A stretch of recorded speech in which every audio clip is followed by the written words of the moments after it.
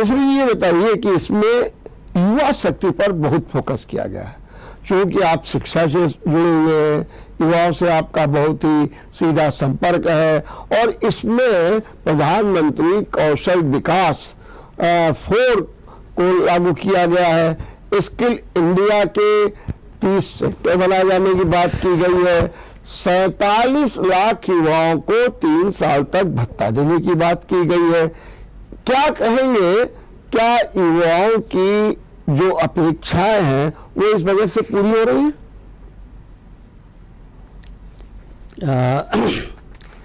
यह बजट एक समावेशी बजट है जिसमें सभी वर्गों व समूहों के लिए कुछ न कुछ प्रयास किया गया है। उसी क्रम में युवाओं के लिए और महिलाओं के लिए भी विशेष तौर पे प्रावधान किया गया है, जैसा कि आपने बताया है। आपने जो बताया कि 47 लाख की बात कही है। इसके अलावा जो सबसे बड़ी बात है कि इंफ्रास्ट्रक्चर पर, अगर पूरे बजट को आप गहराई से देखेंगे, ठीक बात, तो इंफ्रास्ट्रक्चर पर बहुत जोर दिया गया है। और इंफ्रास्ट्रक्चर के विकास के द्वारा ही हम इस देश को, जो मैन्युफैक्चरिंग स्टेट है, उस स्तर पर ला सकते हैं। जैसा कि आज हम बराबर कहते हैं कि रोजगार नहीं है, और यह सरकार रोजगार में पीछे जा रही है। तो हम एसएससी के माध्यम से बैंकिंग सेवाओं में, और जो अन्य सेवाएं हैं, सिविल सर्विसेज हैं, और भी जहाँ पे पारंपरिक रूप से आपको रोजगार मिलते थे, युवाओं को रोजगार मिलते थे, तो वहाँ पर रोजगार की संभावनाएं बहुत नहीं है। हम बहुत कर सकते हैं कि उसमें 10% 15% का इजाफा कर सकते हैं, चूंकि अब टेक्नोलॉजी भी आ गई है, जहाँ पे 10-10 युवाओं की आवश्यकता पड़ती, तो वहाँ पे कंप्यूटर के द्वारा और नई तकनीक के द्वारा काम हो रहा है। तो हम इस देश में युवाओं को रोजगार केवल मैन्युफैक्चरिंग हब बना के, स्टेट बना करके ही दे सकते हैं। और सरकार का इन किन प्रकार, जैसे कौशल विकास योजना का आपने नाम लिया, जिसके 64 चरण की शुरुआत की गई है, जब तक हम इसको मैन्युफैक्चरिंग हब नहीं बनाएंगे, क्योंकि देश की आबादी लगभग 1 अरब 30 करोड़ हो गई है, 40 करोड़ तक हो सकती है, जनसंख्या गणना चल रही है। तो इसमें बस एक ही तरीका है कि हम देश को किस तरीके से मैन्युफैक्चरिंग की तरफ ले जाते हैं, जैसा कि चाइना ने किया है। या यूरोप का ब्रिटेन या फ्रांस नहीं है, जहां पे 5 करोड़ 6 करोड़ आबादी है। तो सरकार पूरी तरह से इंफ्रास्ट्रक्चर के विकास के लिए, आप जगह जगह से देखेंगे, जैसा कि अभी आपने कहा कि क्रय शक्ति लोगों की कैसे बढ़ेगी, इस पर आपने प्रश्न किया था आपसे। तो जब 80 करोड़ लोगों को जो खाद्यान्न हम दे रहे हैं, उनके पास जो अतिरिक्त पैसा बचेगा, तो उसको दूसरे जगह निवेश करेंगे या क्रय करेंगे अन्य चीजों का, जिससे अर्थव्यवस्था में मोबिलिटी आएगी। जैसा आजकल एक आशंका व्यक्त की जा रही है कि आने वाले दिनों में मंदी आ सकती है, और वैश्विक बाजारों में हम देख रहे हैं कि मंदी का जो शुरुआत है वो दिखाई दे रही है, और आर्थिक विकास गिर गया है। भारत ही विश्व का एक ऐसा देश है जहां पे 6 से 7% ग्रोथ की बात की जा रही है। अमेरिका का देखिए तो 1.5 के आसपास से जूम किया जा रहा है विश्व बैंक और मुद्रा कोष के द्वारा। और पूरा यूरोपीय देश, जिसमें फ्रांस है, जर्मनी है, एशिया का जापान है, वहां पे सभी देशों में जो आर्थिक विकास की जो संभावना व्यक्त की गई है 0.7, 0.8, 0.5। तो अर्थव्यवस्था की स्थिति, जैसा कि विश्व बैंक और अंतर्राष्ट्रीय मुद्रा कोष के द्वारा कहा जा रहा है, और भी जो क्रेडिट और रेटिंग करने वाली एजेंसियां हैं, उनके द्वारा बताया जा रहा है, बहुत अच्छी स्थिति है अपनी। बावजूद इसके कि कोरोना का 2 साल के काल में अर्थव्यवस्थाओं का विकास रुक गया, और माइनस में बहुत सारी अर्थव्यवस्थाएं चली गई। हम लोग इसको देख रहे हैं, पाकिस्तान को देख रहे हैं, श्रीलंका को भी देख रहे हैं, अपने ही दोनों अगल बगल के देश हैं। विश्व में और भी बहुत सारे देश हैं जो इस स्थिति में नहीं आए हैं, लेकिन वहां भी स्थिति बहुत खराब है। जैसे इंग्लैंड का ही हम देखें, इंग्लैंड की स्थिति आज क्या हो गई है कि वहां भी महंगाई बहुत ज्यादा। पूरे यूरोप में और विकसित देशों में 7 से लेकर 25% तक, 30% तक महंगाई है, और भारत में तो लगभग जो 5% कहा जाता है कि एक आदर्श स्थिति होती है 5% महंगाई होना भी चाहिए भाई, जो उत्पादन कर रहे हैं उनको भी कुछ प्रोत्साहन मिलना चाहिए। तो अपने 6 से 7% अगर महंगाई है तो ठीक है अगर तुलनात्मक रूप से देखें। तो सभी वर्गों के लिए मैं देखता हूं कि सभी वर्गों के लिए किया गया है काम, ये बजट है। लेकिन जो मध्यम वर्ग के लिए लगातार एक मध्यम वर्ग की तरफ से आवाज भी आ रही थी, असंतोष भी था कि हमारे लिए कुछ नहीं किया जा रहा है और हम लोग लगातार टैक्स दे रहे हैं। तो ऐसा देखा गया पहली बार कि जो इनकम टैक्स में छूट दी गई है इसका लाभ मध्यम वर्ग को मिलेगा। ठीक बात है। उमेश यादव जी, जरा मुझे ये समझाए, टैक्स को लेकर के काफी कंफ्यूजन है।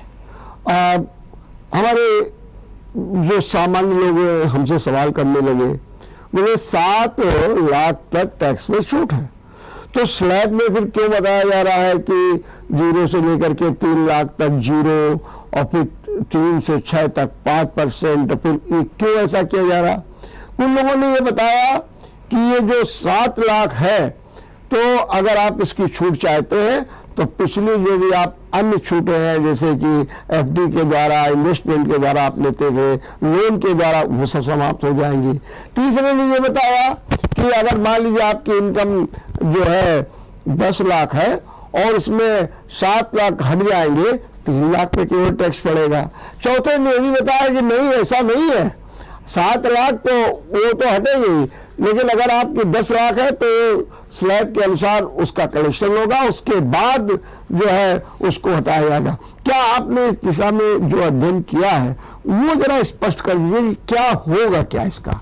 देखिए, जैसा कि अभी तक कहा जा रहा है, ये बड़ा कंफ्यूजिंग मैटर है कि इनकम टैक्स को आपने 2 तरीके से रख दिया सामने जो रखा गया। अभी चूंकि उसका विश्लेषण पूरा सामने निकल के नहीं आया है, पिछली बार हमारे पास 2 तरीके से इनकम टैक्स जमा करने की प्रक्रिया अपनाई गई थी, जिसमें नया और पुराना करके। लेकिन इस बार ऐसा इन्होंने कुछ नहीं कहा है। अभी अगर मान लीजिए हम 7 लाख वाले पे चलें, तो अगर 7 लाख को हम फ्री कर देते हैं, 7 लाख तक हम कोई इनकम टैक्स नहीं देते हैं और 7 लाख 1 रुपया आ गया, तो हम 10% के टैक्स के दायरे में तुरंत आ जाएंगे, जो अभी तक समझा जा रहा है।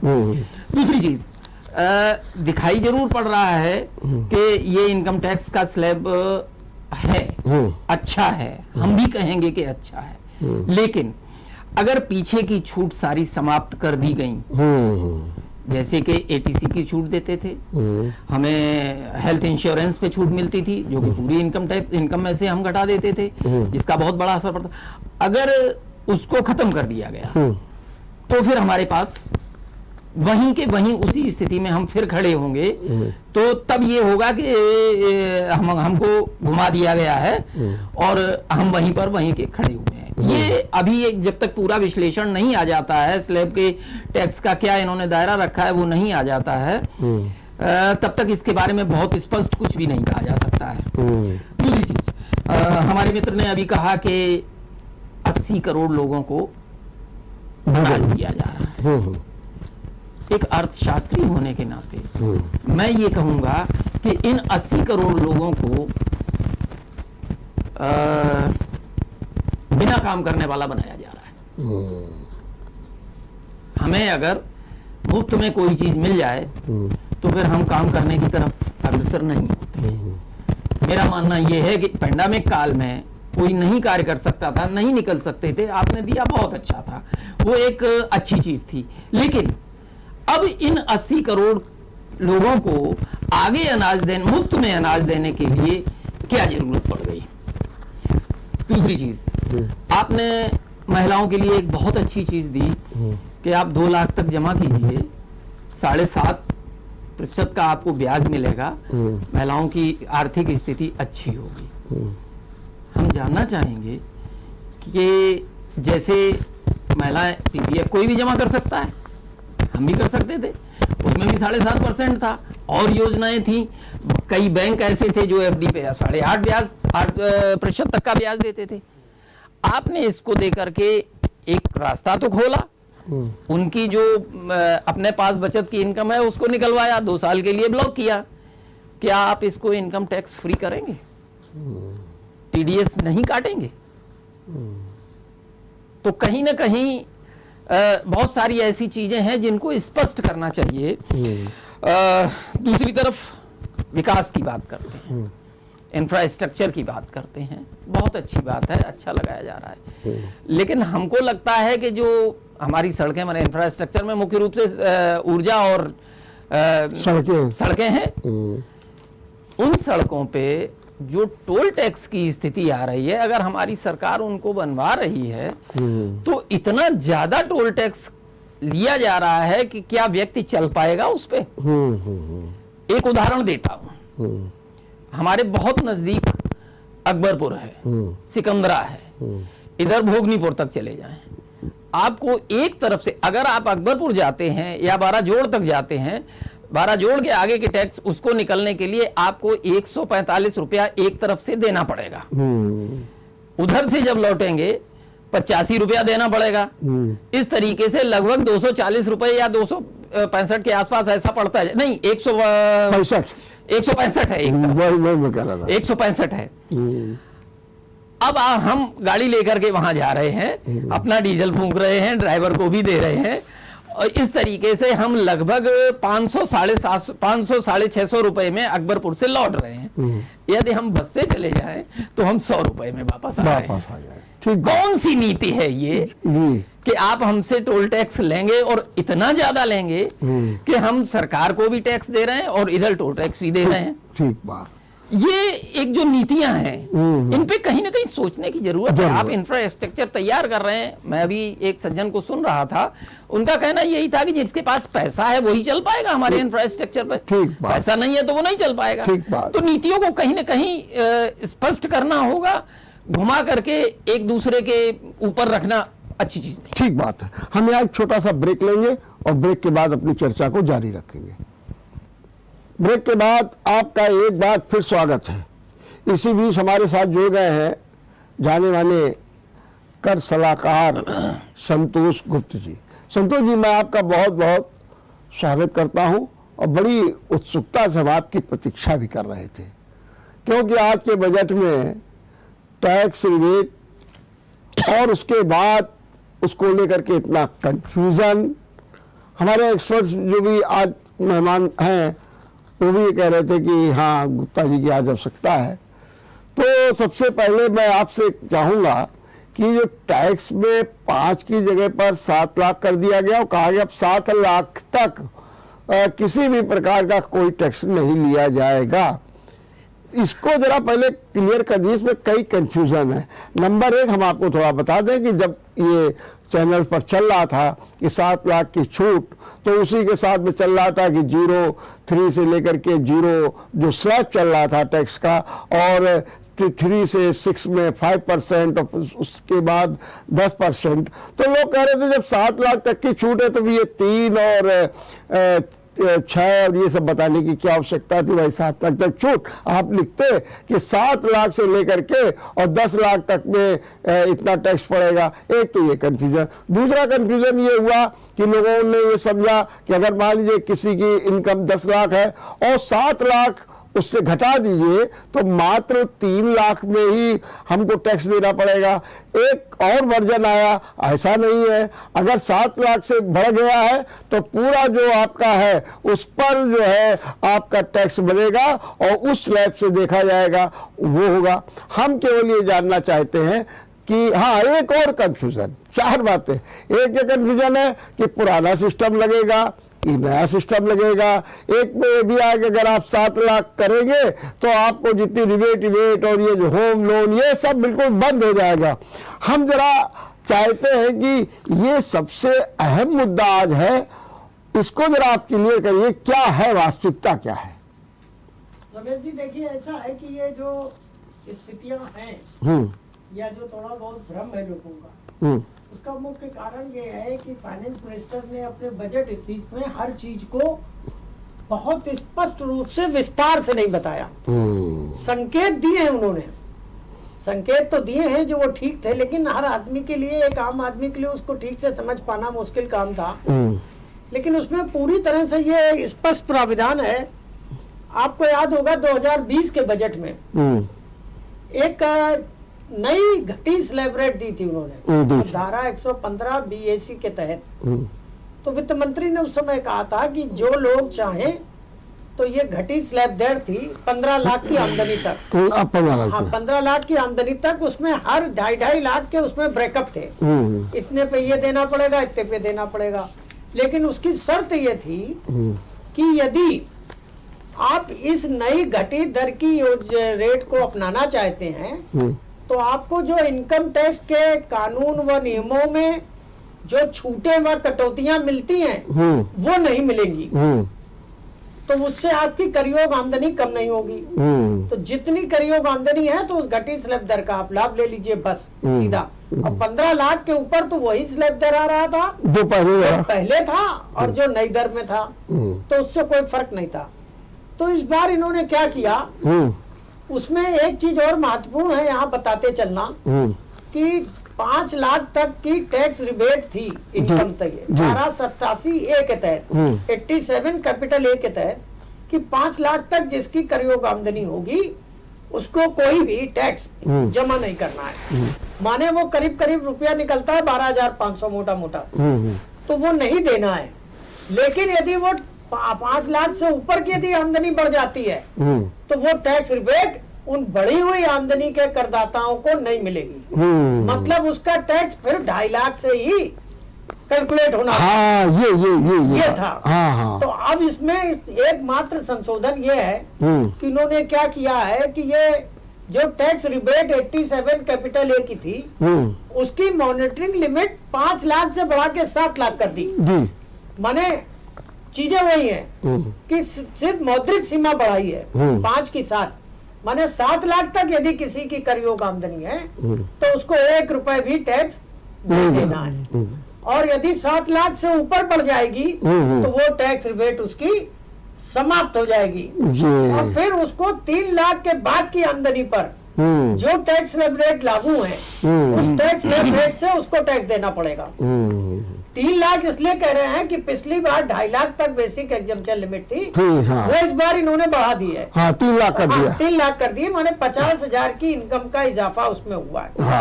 तो छूट के नाम पे ये हुआ कि हमको 7.5 लाख तक तो कोई टैक्स नहीं देना है वो रिबेट के कारण। 7 लाख से ऊपर बढ़ी तो हमें फिर वो दरों से टैक्स पूरा 3 लाख के बाद देना पड़ेगा। तो एक तो स्थिति ये स्पष्ट है।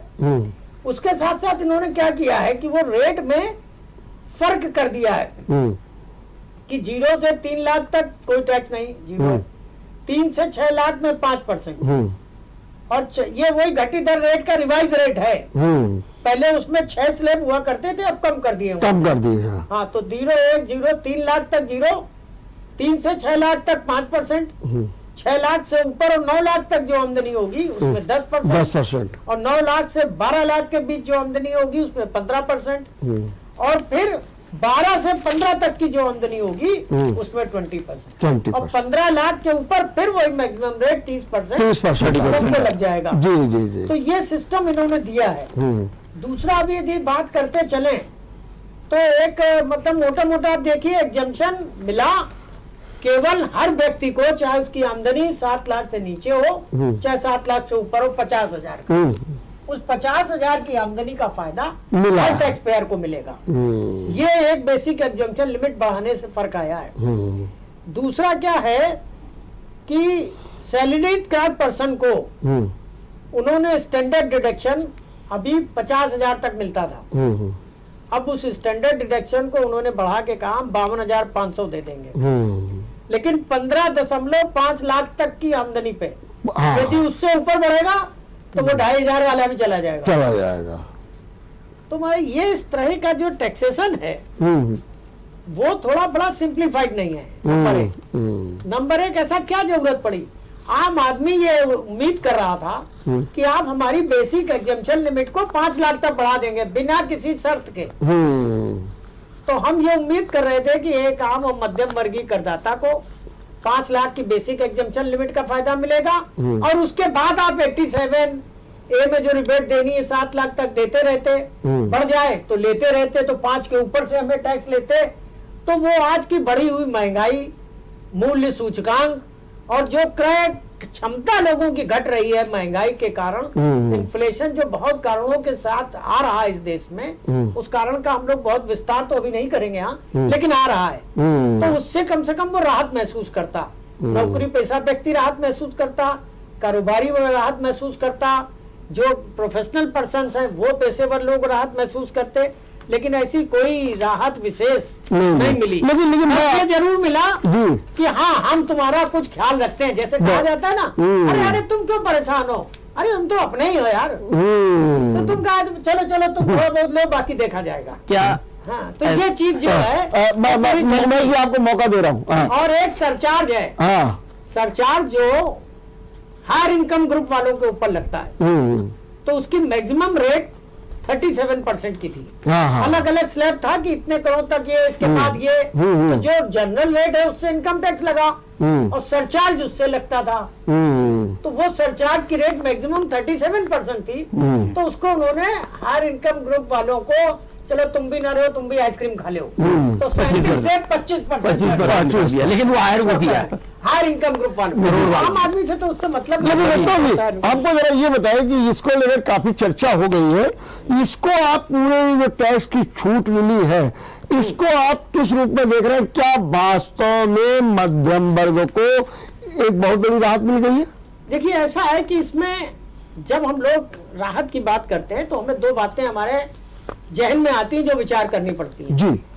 एक तो ऐसे करदाता होते हैं कि जिनके पास निवेश करने की क्षमता होती है, तो जो वो निवेश करके धारा 80 की 1.5 लाख की छूट ले लें, और तमाम डिडक्शन है ग्रास टोटल इनकम से जो चैप्टर 6A में है इनकम टैक्स के, दान है, ये है, वो है, सब उस सब का फायदा ले ले, तो और तमाम कैपिटल गेन की छूट है, मकान खरीद बेचने पे जो हमको मिला वो छूट करने पे भी हम तमाम चीजों में जो इन्वेस्टमेंट की छूटें हैं, ऐसी काफी छूटें हैं। तो जो आम छूटें हैं यदि हम उनसे अवेल करना चाहते हैं तो ये नई घटी वाली स्लैब दर जो 115 BAC के तहत है वो हमारे लिए फायदेमंद साबित नहीं होती। एक जनरल गुणा भाग ये बताता है, और जिनके पास ये कुछ नहीं है उन करदाता के लिए तो वो बेटर है कि 15 लाख वाली नई स्कीम का, जिसके पास इन्वेस्टमेंट करने के लिए कुछ नहीं है, FTC की लिमिट का कोई चीज नहीं है उसके पास, मैंने PF नहीं है उसका, LIC नहीं है, कहीं इन्वेस्ट नहीं कर रहा जो FTC में तमाम जगह, तो उसके लिए फिर ओल्ड रेट न्यू रेट, और जिनके पास ये है उसके लिए ओल्ड रेट फायदेमंद होता है। तो हम लोगों को गुणा भाग करना पड़ता है। इस बजट में एक संकेत और वर्मा जी ये मिला जी कि पहले नियम ये था कि यदि हमको घटी दर का ऑप्शन लेना है तो हमें जब रिटर्न अपलोड करते थे तो उसमें ऑप्शन एक्सरसाइज करना पड़ता था कि हम ये घटी दर वाला ऑप्शन ले रहे हैं, तब वो कल जो सॉफ्टवेयर था डिपार्टमेंट का तब वो घटी दर के स्लैब से कैलकुलेट करता था लायबिलिटी, तो इसमें था कि हमें ऑप्शन लेना पड़ेगा। अब इसमें अभी पूरी बात क्लियर होगी जब बजट के सारे प्रोविजन हम लोगों के पास फाइनल के आएंगे, कल हम लोग पढ़ेंगे उसको, सब देखेंगे। इसमें बात समझ में आ रही है कि अब हमको ऑप्शन ओल्ड रेट का एक्सरसाइज करना पड़ेगा। जी। मतलब ये डीम्ड है कि ये मिलेगा आपको। अब हमें यदि ओल्ड रेट में जाना है तो ओल्ड रेट का ऑप्शन शायद एक्सरसाइज करना पड़ेगा, लेकिन ये बात खुलासा अभी नहीं हो जाएगी जैसे बजट के पूरे आएंगे, संकेत तो यही मिल रहे हैं, ठीक बात उसके बाद ही आते। तो कुल मिला के ये कह सकते हैं कि टैक्स के रिबेट से हमको नाश्ता तो मिला है, क्या बात, खाना नहीं मिला, खाना नहीं मिला। हम चाह रहे थे हमको खाना खिलाओ बिल्कुल सही, नहीं खिलाया, नाश्ता दे दिया। चलिए जी आप कुछ पूछ रहे थे? हाँ, मैं ये कहना चाह रहा था, ये जो 5 लाख से बढ़ा करके 7 लाख किया है और इधर जो टैक्स रिबेट दी है, उस जिस व्यक्ति की पिछले साल 5 लाख थी अगर वो बढ़कर के 7 लाख में आ गया है तो क्या ऐसा नहीं है कि इस टैक्स में वो वहीं का वहीं रहेगा? नहीं, देखिए ऐसा नहीं है उमेश जी। सर, आपने जैसे 5 लाख पे थे, आपको टैक्स रिबेट था 87A का जी, तो कुछ टैक्स नहीं देना पड़ता था जी। अब यदि आप 7 लाख तक चले जा रहे हैं जी तो भी नहीं देना पड़ेगा अगले फाइनेंशियल ईयर से जी, तो आपको 2 लाख का इजाफा तो मिला।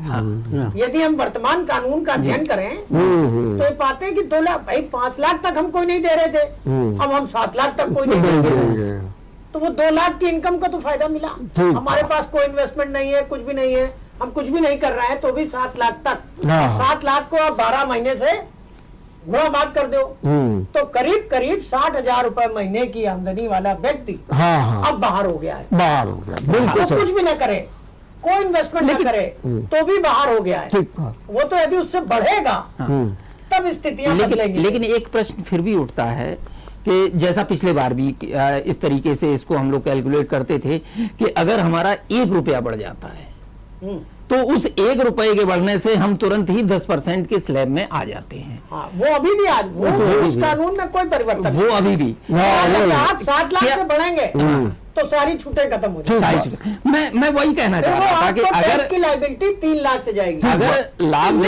अगर लाभ देना था तो इस चीज को थोड़ा सा देखना चाहिए था। ये वो कर सकते थे कि 7 लाख के ऊपर आप जब आएंगे तो उस स्लैब से। देखिए ये कोई बड़ा, जैसे यादव जी आप कह रहे हैं अच्छी बात है और यही हर आदमी एक्सपेक्ट कर रहा था। नंबर 1 2 चीजें ज्यादा एक्सपेक्ट हो रही थी कि चुनावी बजट है तो इस समय चुनाव में शायद मध्यम वर्ग को जो रियायतें पिछले बजटों से उम्मीद की जा रही थी और नहीं मिल रही थी वो इस बजट से शायद मिल जाएंगी। ठीक बात। तो उसको तो 50,000 ही मिला केवल। ठीक बात, बहुत आपने जो 7 के ऊपर बढ़ेगा उसको एग्जम्पशन के नाम पे किन 50,000 इससे ज्यादा नहीं मिली उसको। ये चीज है, मिलना तो था जो आप कह रहे थे, उम्मीद तो सब कर रहे थे, उम्मीद वही थी। अनिल जी ये बताइए कि इसके पहले आप जो आपने कहा कि नहीं नाश्ता दे दिया है खाना नहीं दिया, वो बिल्कुल उम्मीद का खाना नहीं मिला। अनिल जी ये बताइए कि अभी आप भी चर्चा कर रहे थे पूरे विश्व में किस तरीके से विकास दर चल रही है, जीडीपी चल रही है, इसके बावजूद हम आगे चल रहे हैं। क्या आपको लगता है कि यही एक बहुत बड़ा कारण है कि मंदी का दौर दिख रहा है और हमारी जो 3 साल में भी हमारी जीडीपी की जो गति है वो धीमी है, और जो हम लोग अभी तक कह रहे थे कि $5 ट्रिलियन की ओर अब बढ़ेंगे, तो क्या इस बार के बजट में उसका कहीं जिक्र तक नहीं हुआ, नाम तक नहीं लिया गया? क्या लगता है कि यही एक बड़ा कारण है कि हम जो है 5 ट्रिलियन का जो हमारा टारगेट है उससे हम पीछे हैं? जैसा कि मैंने बताया कि लगभग 2.5 वर्षों तक हम कोरोना काल के कारण अर्थव्यवस्था जहां थी वहीं पे रही, आगे नहीं बढ़ पाई। और जब हालात सामान्य हुए तो रूस यूक्रेन युद्ध और यूरोप की जो आर्थिक स्थिति है वह अच्छी नहीं रही। इसके कारण $5 ट्रिलियन के लिए कई चीजों की आवश्यकता होती है। जी। अब हमारा एक्सपोर्ट है इस समय नहीं हो पा रहा है ठीक से, इसलिए नहीं हो पा रहा है कि यूरोप की क्रय क्षमता घट गई है, लोगों के पास पैसे नहीं है या महंगाई बहुत है। तो इस कारण बहुत सारे देशों में जो हमारा निर्यात होता था वह घट गया है। यह जो भारतीय अर्थव्यवस्था है केवल यही पर निर्भर नहीं है, वैश्विक अर्थव्यवस्था के साथ गहन रूप से जुड़ी है। अगर पूरे विश्व में आर्थिक विकास सही तरीके से हो रहा है तो भारत में जो उत्पादित वस्तुएं हैं उनकी भी मांग होगी।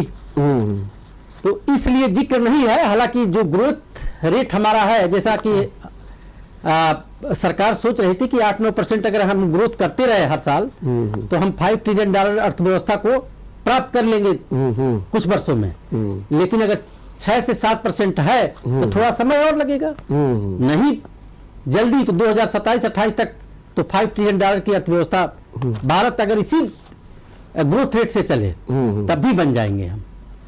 निश्चित। एक बात बताएं उमेश जी कि कुछ सामान सस्ते कर दिए गए और कुछ जो है महंगे हो गए। अगर ये देखा जाए सोना, चांदी, प्लेटिनम, पीतल और साथ में किचन जो विदेशी है उसका जो चिमनी है महंगा हो गया, लेकिन वो खिलौना, cycle, mobile phone, LED, biogas और साथ में कैमरे के लेंस ये सस्ते हो गए। क्या इसका कुछ बाजार पर या आमजनों पर कोई इफेक्ट पड़ेगा? देखिए इन्होंने एक चीज को किया है कि जितनी चीजों को सस्ता किया है ये आम आदमी की तरफ डिमांड को बढ़ाने का प्रयास किया है। डिमांड बढ़ाने, हाँ। हमारे यहाँ जैसे डॉक्टर साहब अभी कह रहे थे कि मंदी की स्थिति, हमारे यहाँ डिमांड चूंकि लगातार रहती है। हम कोरोना काल में भी रोजगार हमारे बहुत ज्यादा कम नहीं हुए थे अन्य की तुलना। उसका केवल एक ही कारण था कि हमारे यहाँ डिमांड बढ़ती रहती है। समस्या यहाँ पर आती है कि जिन चीजों पर जिनको सस्ता किया गया है, यदि उनका जीएसटी भी कम कर दिया जाता, उसका लाभ ज्यादा मिलता। अब आप देखें कि गोल्ड पे और ऊपर जाकर के जो चीजें हम खरीदते हैं, वहां पर हमारा जीएसटी कम है। जो एक वर्ग है, उच्च वर्ग, उसको ज्यादा खरीदता है, उसके लिए जीएसटी कम कर दिया। हम जब कहीं भोजन करने जाते हैं तो हमको 18% देना पड़ता है। ये जो थोड़ी सी असमानताएं हैं, अगर इनको भी ठीक किया जाता तो मेरे ख्याल से और अच्छी अर्थव्यवस्था हो सकती थी। ठीक बात है, बहुत अच्छी बात आपने। संतोष जी, ये बताइए कि आपका तो टैक्स से जुड़ाव रहता है, आप व्यापारियों से भी मिलते हैं, उद्योगियों से भी मिलते हैं, अधिकारियों से भी आपका संपर्क होता है। कुल मिलाकर के आज आप वहां पर गए, चर्चा में भी भाग लिए एल हाउस में, यहाँ पर दिग्गज सीए भी थे, टैक्स सलाहकार सब। कुल मिलाकर के लोगों का क्या कहना है इस बजट को लेकर के? देखिए, इस बजट के बारे में जो एक टिप्पणी पूरे आम बजट पे की जा सकती है जी, वो ये की जा सकती है कि ये बजट ठीक ठाक बजट है। इस दृष्टि से खाली टैक्सेशन में आम आदमी को यदि अपेक्षित राहत नहीं मिली है, वो एक अलग इशू है। उसमें जो प्रभावित होते हैं लोग, वो गवर्नमेंट ने भले ना किया हो, लेकिन अपने बजट का उनके एलोकेशन की तरफ यदि हम ध्यान दें कि गवर्नमेंट अपने पैसे को कहाँ कहाँ कैसे कैसे खर्च कर रही है, किस अगले वित्तीय वर्ष में कहाँ कहाँ करेगी, और उसने वो भी विजन दिया है अपना कि हम पीछे आगे 3 सालों तक क्या करेंगे। देखिए, जब भी बजट बनता है तो बजट पूरा विजुलाइज किया जाता है समय की परिस्थिति को। साल भर पहले हमने क्या सोचा था, क्या हमारे साल भर में उसकी परफॉर्मेंस आई, उसको देख के फिर बजट का विजन आगे बनता है। तो जो बजट का विजन बना है वो हमारे हिसाब से ठीक ठाक है। वो एक अच्छी दिशा में देश को ले जाने का प्रयास है। इंफ्रास्ट्रक्चर भी बढ़ाएगा और चीजों को सब लाइन अप करेगा। शिक्षा वगैरह में भी उन्होंने कुछ प्रयास अच्छे किए हैं। तो यदि हम ये कहते हैं कि नहीं, ये आम दृष्टि से बजट ठीक ठाक बजट है, ऐसा कोई निराशाजनक बजट नहीं है ये। और इसके परिणाम हमको आगे निश्चित तौर पे अच्छे देखने को मिलेंगे। We hope for the best. एक अच्छी नजरिए से बनाया गया है इसको, और आगे उसके परिणाम अच्छे ही देखने को मिलेंगे। क्योंकि पीछे भी हम लोगों ने देखा है कि तमाम प्रतिकूल आर्थिक परिस्थितियां, प्रतिकूल जीवन की परिस्थितियां, चाहे वो कोरोना रहा हो, जैसे भी रहा हो, दूसरों देशों की अर्थव्यवस्था डामाडोल हुई, कुछ मंदी के दौर पे चले गए, कई वहां की तमाम परिस्थितियां थी, लेकिन अपने देश का कम से कम जो मैनेजमेंट सिस्टम था वो इतना फुल प्रूफ था कि उसने कोई बहुत ज्यादा प्रतिकूल उसमें परिस्थितियों का प्रभाव देश में नहीं आने पाया। ठीक बात है, ये इस सरकार की एक अचीवमेंट है। हम ये समझते हैं कि इस दिशा में तो सरकार अच्छा काम कर रही है। तो इसलिए फॉर द बेस्ट, हर साल की तरह का बजट है, अच्छा बजट है, अच्छे प्रयास हैं और फलीभूत होंगे तो हमारे सामने होंगे। ठीक बात है, ठीक बात, ये चीजें। ठीक। उमेश जी, ये बताइए कि आप तो विश्लेषण काफी करते रहते हैं, कहते हैं वित्तीय घाटा जो है 5.9% है।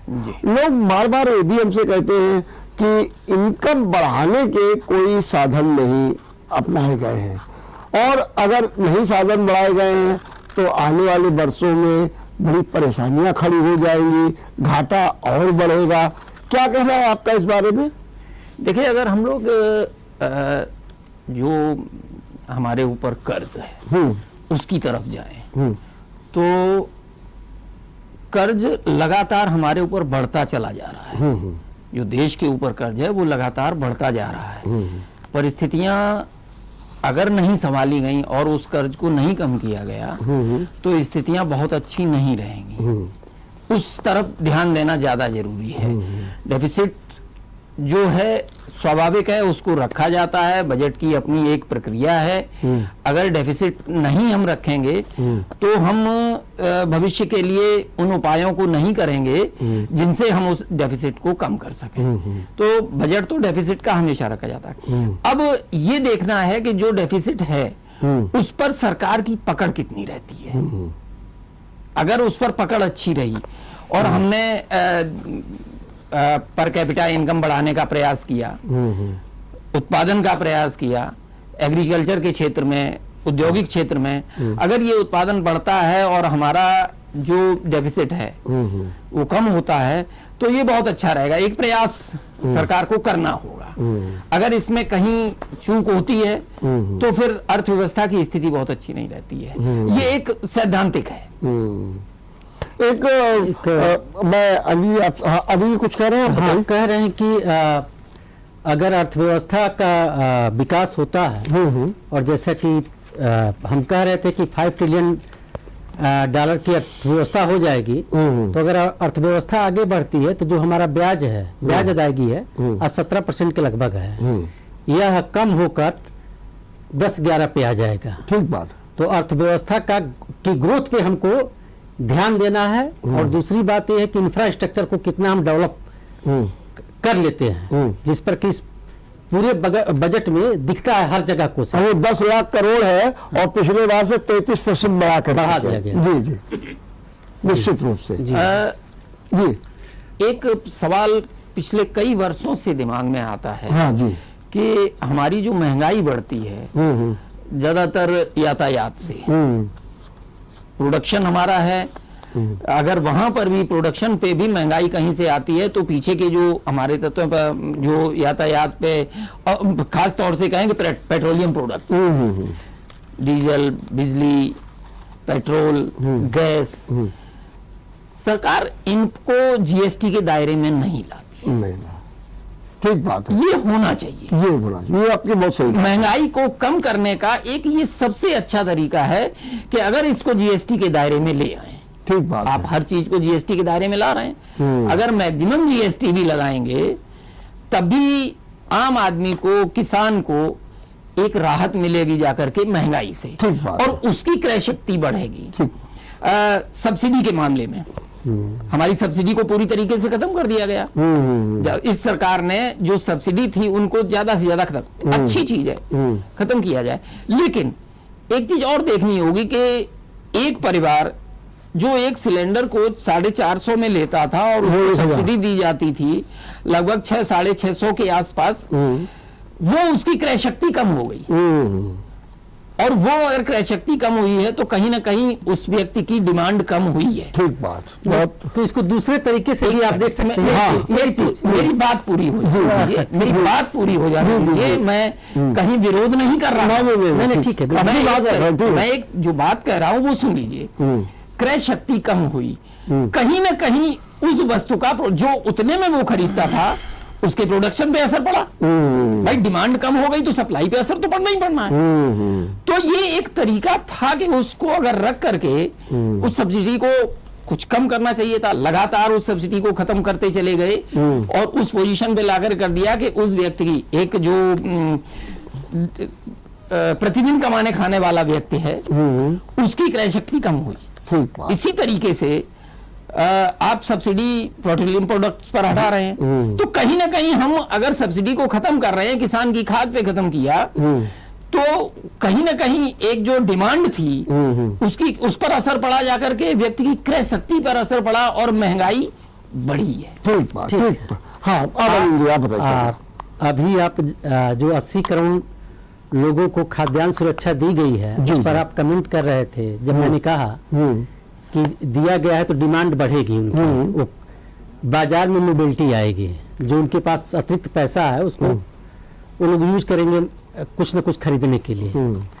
तो एक जगह तो दिख रहा है कि जैसे आप गैस के बारे में कह रहे थे कि 1000 रुपये का सिलेंडर मिल रहा है, लेकिन बहुत सारे ऐसी जगह हैं जैसे 3-3 लाख रुपए के 3 करोड़ लोगों को आवास दिया गया है।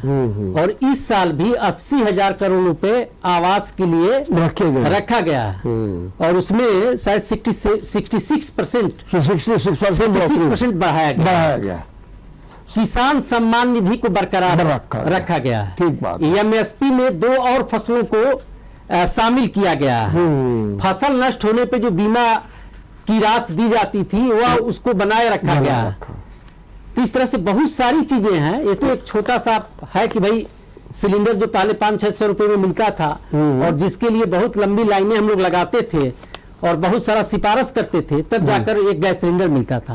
आज आप फोन करिए मिल जा रहा है। इसी तरह जो सड़कों की बात आपने की, टोल टैक्स की, ठीक है, टोल टैक्स थोड़ा ज्यादा है, इसको कम किया जाना चाहिए। मैं भी इस बात को कहता हूं कि जब आप कहीं जाते हैं थोड़ी दूरी 200-300 किलोमीटर तो 500-700 रुपए टोल टैक्स में देना पड़ता है।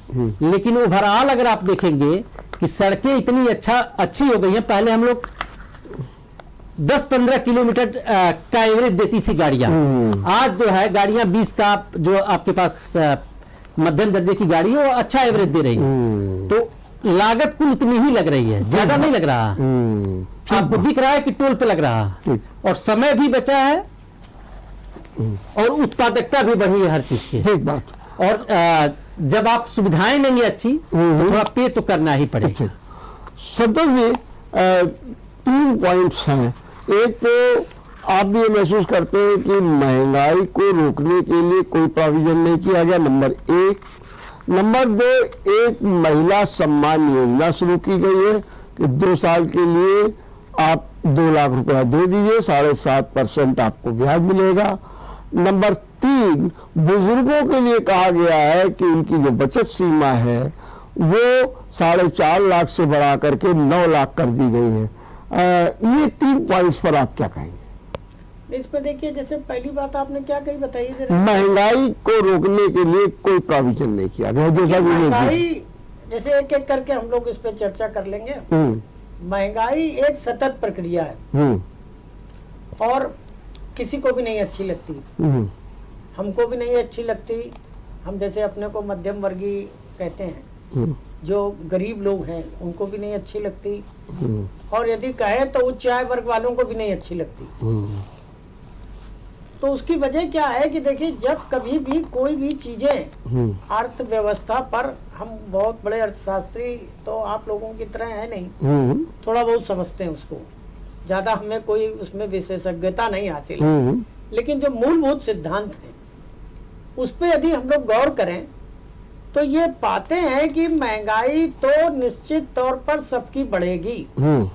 जब विकास होगा, जब विकास के रास्ते बनेंगे तो कहीं ना कहीं से रुपया कलेक्ट किया जाएगा। अब ये उस सरकार की अच्छी सोच है कि वो उसमें कितना दिमाग लगाए कि महंगाई पर नियंत्रण रहे, महंगाई बहुत ओवरफ्लो ना हो जाए, जो बहुत लोगों को कष्टदायी ना हो। लेकिन महंगाई बढ़ेगी, इन्फ्लेशन बढ़ता है। कोई भी डेवलपमेंट कंट्री या डेवलपिंग कंट्री जो विकास कर रही है उसके यहाँ ये संकेत आपको मिलेंगे। बस सरकार को ये ध्यान रखना चाहिए कि ऐसी करें कि आप असहनीय ना हो। वो ठीक बात है, लोग सहन कर लें।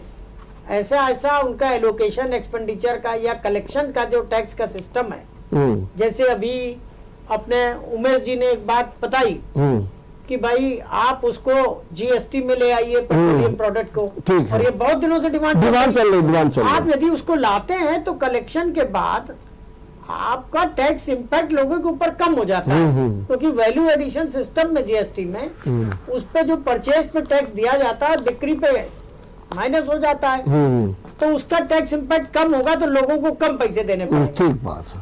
तो ये डीजल है, पेट्रोल है, उसका असर आएगा। अब गवर्नमेंट को ये सोचना चाहिए कि चलो इस पे काम कर सकते हैं। आप क्यों फुल हाई रेट पे उसको रखे हो? आप उसको, आज भी वैट जिंदा है। जो आपका सोचना है कि जीएसटी आ गया वैट मर गया, वैट अभी भी खत्म हो गया, ऐसा नहीं है। अभी पेट्रोलियम प्रोडक्ट में वैट है, वैट कलेक्ट कर रही है स्टेट। अच्छा, स्टेट गवर्नमेंट की भी कंसेंसस चाहिए, तो स्टेट गवर्नमेंट नहीं तैयार होती है अपना इतना रेवेन्यू सरेंडर करने के लिए। जीएसटी में आ जाएगा, उनका कलेक्शन डाउन हो जाएगा। ठीक बात। तो ये चीजें कुछ ऐसी हैं, लेकिन हाँ, हम इस बात से अपने दोनों साथियों से सहमत हैं कि महंगाई तो जरूर बढ़ेगी, लेकिन महंगाई उतनी बढ़े जितने की हर आदमी उसको बर्दाश्त कर, सहन सीमा पे रहे। देश का विकास होना है तो हम लोग भी उसमें भागीदार बनना चाहिए। सरकार इतना ध्यान दे। लेकिन जो महंगाई अपने यहाँ है जी 7% के आसपास, तो इसको बहुत महंगाई नहीं कहा जा सकता, इसलिए कि 5% की जो महंगाई दर है उसको आदर्श माना जाता है। भाई उत्पादकों के लिए भी जरूरी है कि महंगाई बढ़ती है। आज के 20 वर्ष पहले दूध वाला अगर 20 रुपए लीटर बेचता था और वो आज भी 20 रुपए लीटर बेचे तो उसके लिए अच्छा नहीं है। इसी तरह किसानों के लिए भी अच्छा नहीं है। जो उत्पादन करते हैं फसलों की कीमत फसलों की कीमत स्थिर है। हाँ, तो संतोष जी, दूसरा महिला सम्मान और ये वरिष्ठ नागरिकों की ये बचत महिला सीमा। सम्मान में हमने बजट पे बहुत ध्यान नहीं दिया। इसमें रमेश जी क्या महिला सम्मान महिला सम्मान में कहा है, मैं बताता हूँ इसमें जी। महिला सम्मान में इन्होंने एक योजना लागू की है जिसमें ये कहा है कि 2 लाख तक 2 साल के लिए अपने पैसे को ब्लॉक कर सकते हैं, FD कर सकते हैं और उस FD पे 7.5% का आपको ब्याज दिया मिलेगा। जाएगा। बस ये इसको महिला सम्मान योजना के अंतर्गत इन्होंने माना लाया गया, है। बस मतलब ये ये। महिला सम्मान है। ये महिला सम्मान, ये महिला सम्मान। ये महिला तो वो ब्याज दर यदि उनको 1-2% दे रहे हैं हाँ, तो उसमें कौन सा भाई इतना बड़ा सम्मान हो गया और कौन सी महिलाओं को उत्साह मिल जाएगा। भाई आम रेट पे भी जाएं तो आज बैंक का जो इंटरेस्ट रेट है FD पे जी। या उसमें क्या है 6-6.5% का तो वही है। कुछ बैंक और वो उससे ज्यादा दे रही है, सीनियर सिटीजन का जी। कुछ बैंकें अभी भी दे रही हैं। उससे ज्यादा दे आप रही है। तो देखिए तो आप उनके 2 लाख रुपया चाहते हैं, मुझे तो लगता बस है वो चाहिए। वो चाहिए। वो चाहिए। 2% मान लो ज्यादा दे रहे हैं तो आप महिलाओं से ही क्यों पैसे की उम्मीद करते और हैं भाई? नहीं, और हम आपसे बाद में उसको इनकम टैक्स में भी दिखवाएंगे क्योंकि उस पे TDS कटेगा। TDS कटेगा तो जब TDS कटेगा तो उसको वापस लेने के लिए हम आपको इनकम टैक्स का तो वो महिला आपकी इसमें क्यों सम्मान सब योजना पे जाएगी? बिल्कुल, किसी बिल्कुल। दूसरे इन्वेस्टमेंट में चली जाएगी। दूसरे में चली ये जाएगी। कोई बड़ा आप कहिए कि उत्साहवर्धक योजना नहीं है। ठीक बात है, आप दे देते हैं उसको 15%, बिल्कुल बिल्कुल। तो उसका सम्मान हो जाता है कि चलिए। भाई उसको निवेश में पैसा मिल गया। चलिए, या तो ये तो ज्यादा समझ में नहीं है। जी जी जी। एक सवाल और उमेश जी। जी, अब आखिरी एक में। सवाल कोई आपका और जुड़ा था। हाँ, एक वो वरिष्ठ नागरिकों के लिए जो उनका बचत खाता है उसको 4.5 लाख से बढ़ा करके 9 लाख 9 लाख किया है। मतलब हम उसमें इतना 4.5 की बजाय 9 लाख रुपया इन्वेस्ट कर सकते करा सकते हैं। तो इसमें आपका क्या योगदान है? अरे भाई हम सेविंग में आप नहीं, आप उसमें ये है कि सेविंग में इंटरेस्ट आपको ज्यादा मिलेगा। हाँ। सीनियर सिटीजन है हाँ। तो सीमा बढ़ा दी कि 4 के बजाय 9 बस इतना ही। कहीं और भी इन्वेस्ट कर लेंगे भाई।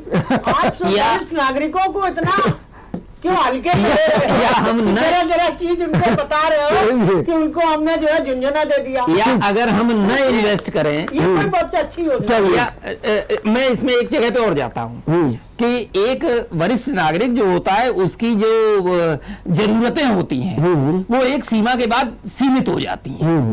वो चाहे 4.5 जमा करे चाहे 9 जमा करे, उसकी आवश्यकता ही इतनी नहीं है तो वो क्यों करेगा। ठीक और बात। FD पे इंटरेस्ट तो बैंकें सब 7% के आसपास सीनियर सिटीजन को दे रहे दे हैं। रहे, ठीक बात। तो हम सेविंग बैंक में क्यों रखेंगे? चलिए, आखिरी सवाल उमेश जी, जी। ये जो बजट है इसको आप इसमें आपने बहुत से बजट देखे हैं, विश्लेषण भी किया, क्या कुछ नयापन दिखाई दे रहा है इसमें? देखिए कुछ चीजों को छोड़ दें तो हम वहीं के वहीं पर हैं। अच्छा, एक नयापन जो सिर्फ दिखाया अभी उसका हम लोग विश्लेषण ही नहीं कर पा रहे हैं, वो टैक्स वाला। टैक्स वाला। ठीक बात है।